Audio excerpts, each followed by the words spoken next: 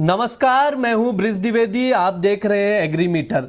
आज के इस एग्रीमीटर में हम मक्के के बाजार पर चर्चा करेंगे और इस पर विस्तार से एक्सपर्ट से राय भी लेंगे। हमारे साथ बातचीत करने के लिए जुड़ रहे कुंवर जी ग्रुप के डायरेक्टर और head of research Ravi Deora ji. Ravi sir, good morning, स्वागत है आपका द बोनस में। Good morning sir.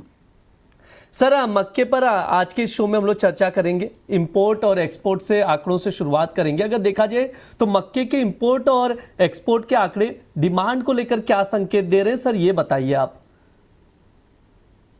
जब से इस टाइम मीन्स के इंडिया एज एग्री इकोनॉमी मक्के के लिए काफी अच्छा साल रहा। पर्टिकुलर हर बार क्या होता है कि मीन्स की जब अराइवल चालू होते हैं तब इंपोर्ट का भी इतना प्रेशर बन जाता है कि प्राइसेस में अराइवल के टाइम एक शार्पली करेक्शन आता है। लास्ट ईयर भी हुआ था, 300-400 पॉइंट का करेक्शन आ गया था और बाद में जैसे ही अराइवल पिक हो जाते उसके बाद प्राइसेस इतने ही शार्पली बढ़ते हैं। बट इस टाइम बैलेंस चल रहा क्योंकि लास्ट ईयर क्या होता, सप्लाई काफी डिले थी और हिसाब से डोमेस्टिक अवेलेबिलिटी का काफी कंसर्न था, हिसाब से इंपोर्ट बढ़ा और मीन्स के इसे हिसाब से हम एक्सपोर्ट भी नहीं कर पाए।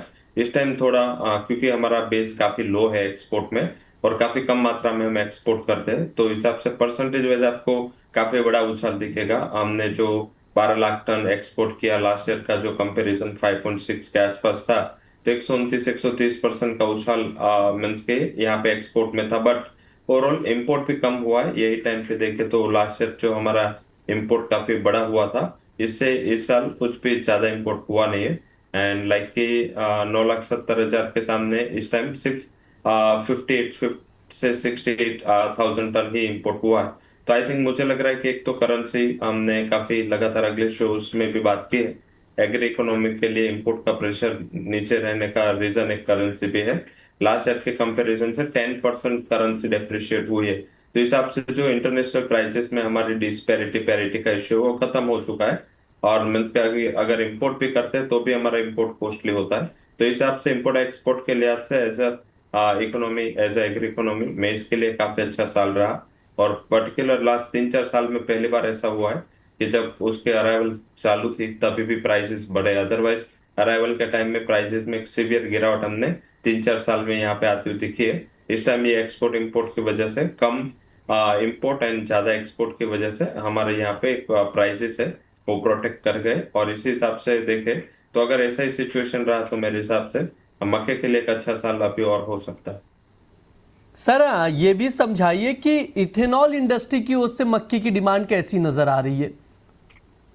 काफी स्ट्रॉन्ग डिमांड है। इन बिटवीन देखे तो शुगर कैन की जो अराइवल्स थी वो खत्म होने के बाद पूरा जो प्रेशर वो मक्के पे आता है। और यहाँ पे मीन्स के ये वर्ल्ड में मीन्स के अक्रॉस द ग्लोब में से ये इथेनॉल के लिए काफी जाना जाता है। पर्टिकुलर जो भी प्राइस में अप्रिसिएशन आए वो डोमेस्टिक है। ग्लोबली मक्के की प्राइस जो यूएस में लिस्टेड है, एक महीने में महज उसमें 0.5% और लगातार 5 साल से देखे तो 29% डाउन है प्राइसेस।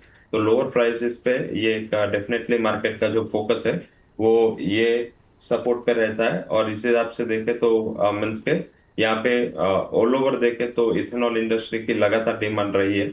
और डोमेस्टिक पे बात करें, जिस हिसाब से पेट्रोल डीजल के प्राइसेस डोमेस्टिक बढ़े तो गवर्नमेंट को काफी हद तक अपने ऊपर का जो प्रेशर वो कम करना है। और ये एक ही चीज ऐसे है जो हमारे पास पेट्रोल की जो लॉस आ रही है ओएमसी जो ऑयल मार्केटिंग पीएसयू से, उसको बड़ी लॉस आ रहे हैं। 20 से लेकर 30 रुपीज की जो लॉस है वो लॉस कम करना है गवर्नमेंट को। तो ये जो 20% का कंप्लायंस है इथेनॉल का पेट्रोल में मीन्स के जो मिक्सचर का, तो वो उसको कंप्लीट करना पड़ेगा। अभी 15 to 17% है और गवर्नमेंट यहाँ से 25 से 30% तक भी ले जा रहे, इंडस्ट्री के साथ बात कर रहे। तो अगर एडिशनल इथेनॉल की मीन्स के गवर्नमेंट यहाँ पे अप्रूवल देता है ब्लेंडिंग की, तो डिमांड काफी बढ़ेगी। अभी जो सप्लाई हो रही है हमारे पास काफी लिमिटेड है। तो बेसिक मुझे लग रहा है कि शुगर इंडस्ट्री के ऊपर का प्रेशर भी कम हो रहा है और मक्के के इथेनॉल है वो कंपेरेटिव कॉस्ट इफेक्टिव भी है।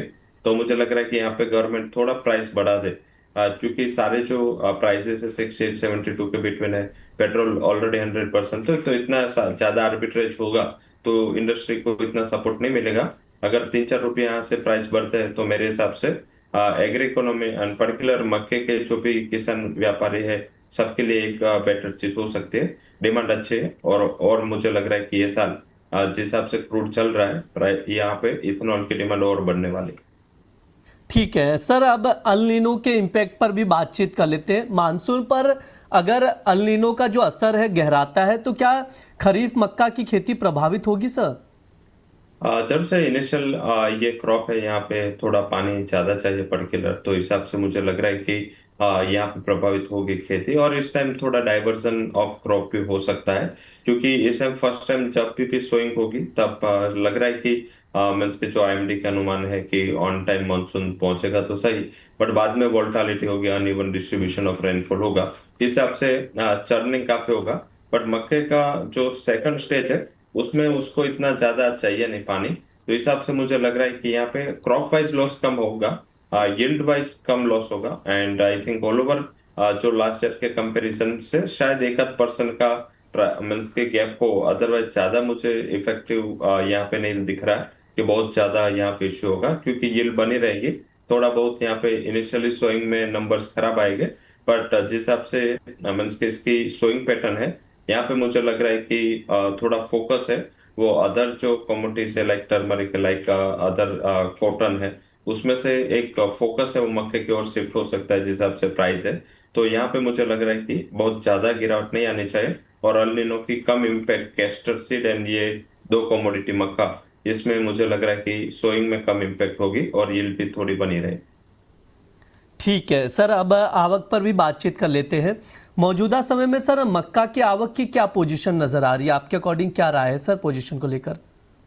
जब से यहाँ पे वैसे देखे तो एमपी की सीजन टाइम थी और एमपी में ऑन टाइम अराइवल्स भी थी, हिसाब से यहाँ पे जो अराइवल्स है वो अप्रोक्सीमेटली मार्च एंड अप्रैल में पिक हो गई थी।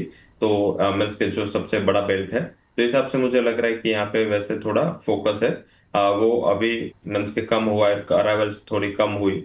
एंड जब भी मीन्स के तीन ऐसे स्टेट है, मध्य प्रदेश, गुजरात एंड महाराष्ट्र, जब प्राइस बढ़ती है यहाँ पे अराइवल्स कम होते हैं, थोड़ा बहुत ग्रीड आ जाता है कि और प्राइस बढ़ेंगे, और न्यूज एंड डेवलपमेंट के ऊपर ज्यादा मार्केट फोकस रहता है, तो हिसाब से यहाँ पे अराइवल कम हुई है। हालांकि उत्तर प्रदेश में एक थोड़ा अराइवल बढ़े बढ़े थे, बट फिर भी ऑल ओवर देखे तो अराइवल्स काफी कम हुई है, और अभी अराइवल टॉप हो चुके हैं। मेरे हिसाब से फार्मर के पास कम स्टॉक होगा, एंड अभी ज्यादा स्कोप नहीं है कि और यहाँ से अराइवल बढ़ सके। सर अब थोड़ा प्राइजेस पर भी बातचीत कर लेते हैं। बीते एक महीने में अगर देखा जाए तो मक्का की कीमतों में मजबूती देखने को मिल रही है। सर क्या लग रहा है, क्या मक्का की कीमतों में और तेजी की संभावना नजर आ रही है? शॉर्ट टर्म में मक्के के प्राइस का आउटलुक क्या है? थोड़ी अगर निजामाबाद बेस्ड गिने तो यहाँ पे प्राइसेस बहुत ज्यादा बढ़ने के स्कोप नहीं दिख रहे। उसका बेसिक रीजन क्या है, क्योंकि यहाँ पे वैसे देखे तो मक्का में ऑलरेडी अच्छी प्राइस बढ़ चुकी है। उसका सारा रीजन है वो कम इंपोर्ट है, एज वेल एज रूपी का मीन्स के डेप्रिशिएट होना है। एंड ग्लोबली प्राइस नहीं बढ़ रहा है, ग्लोबली प्राइस है वो एक लेवल से गिर रहा है, मीन्स के यहाँ पे 450 के ऊपर प्राइस ग्लोबली सस्टेन भी नहीं हो रहे। इस हिसाब से मुझे लग रहा है कि अगर प्राइस बढ़ेगी तो इंटरनेशनल एंड डोमेस्टिक प्राइसेस का आर्बिट्रेज वो बढ़ जाएगा। तो इस हिसाब से मुझे लग रहा है कि अगर वो प्राइस 1970 से 2000 के बिटवीन कंसोलिडेट हो रहे हैं, बट 2050 2040-50 के ऊपर सस्टेन होना मुश्किल है। तो अगर आपके पास स्टॉक है, जो भी फार्मर सुन रहे हैं, जो भी व्यापारी सुन रहे हैं, तो अराउंड 2040-2050 निजामाबाद में इसके यहाँ से 50-60 रुपीज का एक बार एप्रिसिएशन आता है, ये कम इम्पोर्टेंट ये न्यूज की वजह से, तो एक बार प्रॉफिट बुक कर लेना चाहिए। ठीक है सर, एक आखिरी सवाल रहेगा। अगर किसी को एग्री कमोडिटी में पोजीशन बनानी हो तो आपकी तरफ से टॉप एग्री कॉल्स क्या कुछ है रिकमेंडेशन में? पहली रिकमेंडेशन टर्मरिक पे रहेगी। यहाँ पे क्रॉप डाइवर्जन के ज्यादा इशू मुझे दिख रहा है, क्योंकि ज्यादातर कमोडिटी जितने हैं उसमें राइस एंड टर्मरिक के दो कमोडिटी ऐसे है जिसको बहुत ज्यादा पानी की रिक्वायरमेंट रहती है। इस हिसाब से यहाँ पे prices despite of stable demand prices अच्छे बढ़े। 16,240 के टारगेट के लिए बाय करे, 15,880 का स्टॉप लॉस लगाए। पहली रिकमेंडेशन टर्मरिक होगी। सेकंड रिकमेंडेशन गुआर गम होगी। 2-3 दिन अच्छा उछाल था इसमें गुआर कॉम्प्लेक्स में, आज थोड़ा कंसोलिडेशन कर रहा है, बट गुआर गम में 11,500 के आसपास बाय किया जा सकता है। 11,690 के टारगेट के लिए 11,410 का स्टॉप लॉस लगाए। ठीक है, ये सर की तरफ से टॉपिक में रिकमेंड किया जा रहा है। दो एग्री कॉल से ग्वारगम और हल्दी, इन दोनों पर बाय करने की सलाह दी जा रही है, तो उसके अकॉर्डिंग आप लोग स्ट्रैटेजी बनाकर चल सकते हैं। प्राइजेस स्क्रीन पर है, नोट डाउन करके चल सकते हैं। ग्वारगम की बात की जाए तो जून वायदा 11,500 पर लॉन्ग करें, 11,690 तक के टारगट के लिए। और ये 11,410 का स्टॉप लॉस लगाए। वहीं हल्दी में भी खरीदारी की ही सलाह दी जा रही सर की तरफ से। जून वायदा 16,050 पर लॉन्ग करके चल सकते हैं, 16,240 के टारगेट के लिए और 15,880 का स्टॉप लॉस लगाएं। सर समय भी हो चुका है, डिस्क्लेमर चाहेंगे सर आपकी तरफ से? जो भी कमोडिटीज के बारे में चर्चा हुई उसमें मेरा कोई पर्सनल पोजीशन नहीं है। साथ में कंपनी के क्लाइंट्स या कंपनी के खुद के अकाउंट में थ्रू स्पॉट और डेरिवेटिव मार्केट ये सारे कमोडिटीज में पोजीशन हो सकते हैं। कोई भी पोजीशन लेने के पहले आप अपने रिस्क के लिए फाइनेंशियल एडवाइजर के साथ कंसल्टेशन जरूर से करें। और शो में बुलाने के लिए शुक्रिया। जी सर, बिल्कुल, बहुत बहुत शुक्रिया सर आज की चर्चा में जुड़ने के लिए। धन्यवाद सर।